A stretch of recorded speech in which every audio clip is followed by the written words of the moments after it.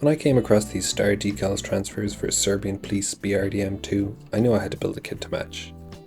Post-war armour isn't a subject I often do, but sometimes a scheme just grabs your interest. That's exactly what happened here. I picked up the Trumpeter BRDM kit at the same show where I found the decals, and in today's video I'm going to walk you through putting it all together. Inside the box you get 7 unique sprues and 1 duplicate for the wheels. There's no major flash or seam lines to report, everything looked good. The top and bottom halves of the hull also come separately, and a lot of the detailed small parts on the sprues even came wrapped in foam, which was a nice touch. There's a little sheet of photo etch for details like the grills, plus some string and wire to make the tow cables later on. The vinyl rubber wheels are pretty nicely detailed, which is good because this vehicle has a lot of them. 4 large ones and 4 smaller retractable ones in the middle. Those smaller wheels were meant to help across trenches and obstacles, though I'm not sure how much use that feature would have seen in police service. Either way, along with the vague boat-shaped hull, they give the BRDM a pretty distinctive silhouette. I started the build by drilling out a few holes in the upper hull so I could add grab handles later. The kit has little raised guides to show where to drill, so this went pretty smoothly. I cleaned up the edges afterwards with some 220 grit sandpaper. After drilling came filling, and I used some green stuff putty to fill in a few small extra holes that aren't needed for this version. Once the filler was dry, I gave everything a light sanding again to clean it up without damaging the surrounding details. The fit on this 2012 kit is quite impressive, as I found is often the case with Trumpeter. The wheel welds and the lower hull especially went together without much cleanup at all.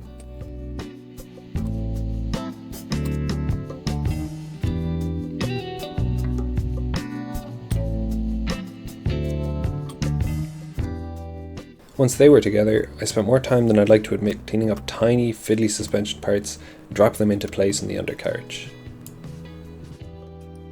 Next up was the interior. Even though a lot of it won't be visible once the hull is closed, I still put a bit of extra effort in. Inside, the kit includes the basics: steering wheel, seats, radios, some control panels. There were a few ejector pin marks to fill, which I didn't spend too much time on considering the location, and then I bent a bit of copper wire to add some handles and wiring based on reference photos. I couldn't find any pictures that matched exactly how the instructions laid out the consoles, so these details are more about adding interest than perfect accuracy.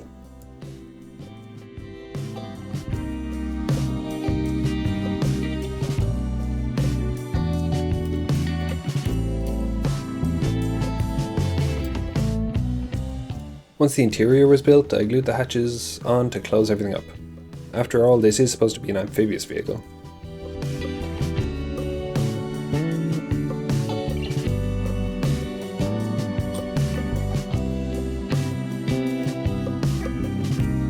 I also started adding the exterior details like the exhaust, vision ports, pioneer tools.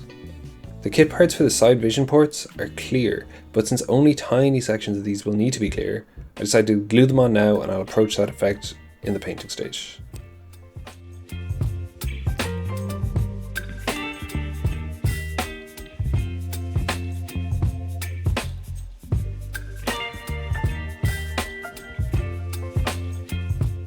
The triangle-shaped cover at the back hides the propellers, which let this thing cross any rivers or lakes or anything it might encounter at about 10 kilometers an hour. One thing that stood out in photos of real BRDMs is a visible weld seam along the front plate. The kit doesn't have this, so I scribed in a shallow groove and rolled out a noodle of green stuff to create a weld bead.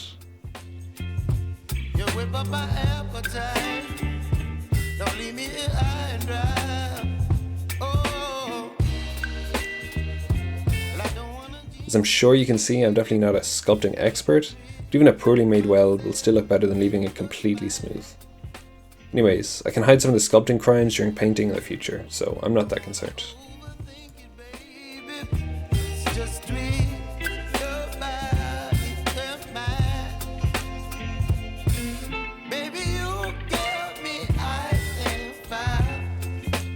Considering the time we spent building the interior and the time we'll spend painting it, I decided to model the front vision ports in the opens position to give that tiny bit more chance of seeing inside.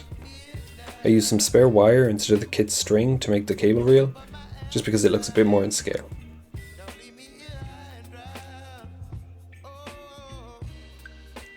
I also replaced the plastic grab handles with ones bent from brass wire. They're easy to make by shaping them around tweezers. Once I had them positioned, I secured them with a drop of super glue from inside the hull.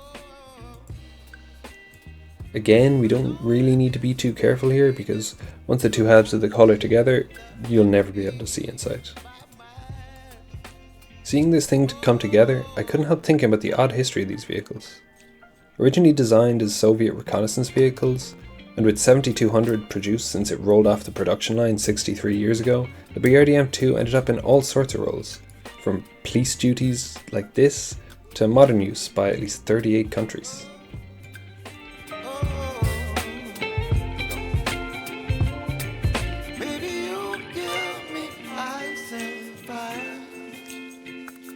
You're chilling in the rain. You're some kind of butterfly.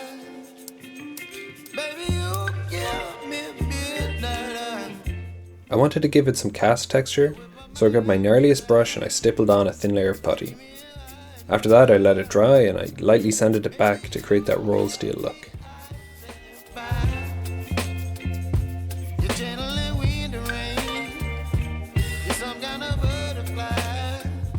Inside the turret there's a surprising amount of detail, including the gun breech and a crew seat that stubbornly refused to stay put.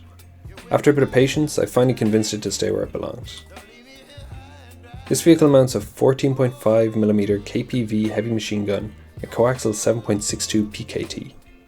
For a police vehicle, that definitely seems like overkill, but even contemporary police variants still rock the original armament, so clearly it's not worth getting rid of. Interestingly, the one photo I found of this Serbian police BRDM didn't have a turret installed, but the decal sheet shows it with one. My best guess is the picture was taken halfway through its transition to the scrap heap, and so elements like the turret have already been taken off to find a new home. Regardless, I decided to keep it. It just feels right to preserve that classic BRDM look.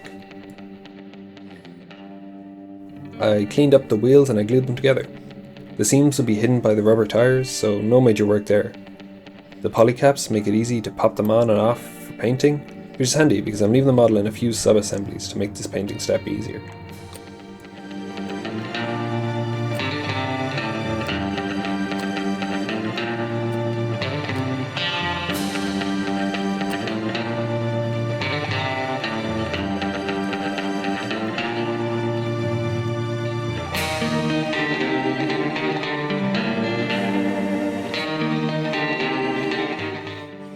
Before I finish up this stage, I also thinned down some of the plastic headlight covers. They were a bit too chunky out of the box, but sanding them down made them look more in scale. Sure, there's aftermarket parts that would get you close to the real thing, but sometimes it's simpler and cheaper to just tweak the kit parts and call it good.